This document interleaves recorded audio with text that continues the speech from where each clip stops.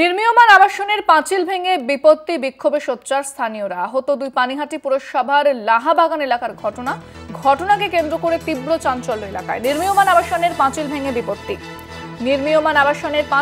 বিপত্তি, বিক্ষোভে সোচ্চার স্থানীয়রা। আহত হয়েছে ঘটনায় দুজনই ঘটনায় আহত বলে জানা যাচ্ছে।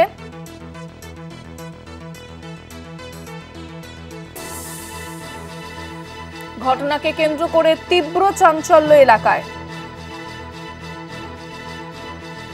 নির্মীয়মান আবাসনের পাঁচিল ভেঙে বিপত্তি,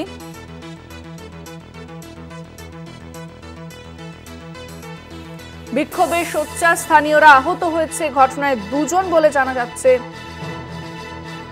স্থানীয়রা এই ঘটনায় বিক্ষোভ জানিয়েছে, ক্ষোভ উগড়ে দিয়েছেন তারা। পানিহাটি পুরসভা এলাকার ঘটনা।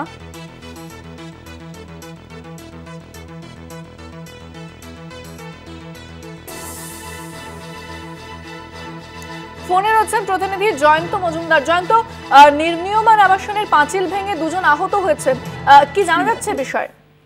দেখো, যেমনটা জানতে পারা যাচ্ছে যে পানিহাটি পৌরসভার 11 নম্বর ওয়ার্ড যে লাহাবাগান অঞ্চল রয়েছে সেখানে কিন্তু বহুতল নির্মাণের কাজ চলছিল এবং বহুদিন ধরে সেই কাজ চলছে এবং সেখানে দেখা যাচ্ছে যে সেই নির্মাণ প্রক্রিয়ার সময় উপরের যে পাঁচিলের অংশ রয়েছে সেইখান থেকে কিন্তু ইট খসে পড়ে, কার্যত মুহুর্মুহুর আজ সকালে কিন্তু ইট খসে পড়ে সেখান থেকে এবং রাস্তায় সেই ইটগুলো পড়ে বড় বড় পাথরের চাই কার্যত বলা যেতে পারে, এমনটাই অভিযোগ স্থানীয়দের।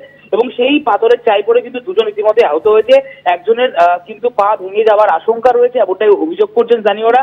এবং যদি এই মুহুর্মুহুর এরকম ইট বৃষ্টি হতে থাকে, নির্মীয়মান আবাসনের পাঁচিল ভেঙে ইট পড়তে থাকে, তাহলে কিন্তু পার্শ্ববর্তী যে স্কুল রয়েছে এবং এলাকার যারা স্থানীয় পড়ুয়ারা রয়েছে, যারা ওই অঞ্চল দিয়ে নিত্যদিনে যাতায়াত করে এবং যারা কাজকর্ম ওই অঞ্চল দিয়ে যাতায়াত করে, সেই জায়গা থেকে কিন্তু তাদের কিন্তু গুরুতর সমস্যা হবে। স্থানীয় মানুষেরা আজকে বিক্ষোভে সোচ্চার হয় এই প্রতিবাদ নিয়ে যে আগে সুরক্ষা দিতে হবে, তারপর কাজ করতে হবে।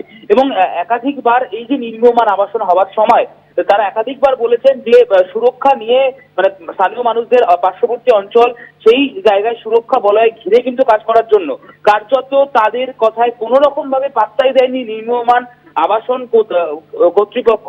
ফলত সেই জায়গা থেকে দাঁড়িয়ে কিন্তু গুরুতর সমস্যার সম্মুখীন স্থানীয় বাসিন্দারা। আজ তারা কিন্তু বিক্ষোভে সোচ্চার হয়, তারা প্রতিবাদ জানাতে থেকে কার্যত যে এইভাবে কোনো নির্মীয়মান বহুতলের কাজ এভাবে করা যাবে না, সুরক্ষা প্রথমে তারপর কাজ।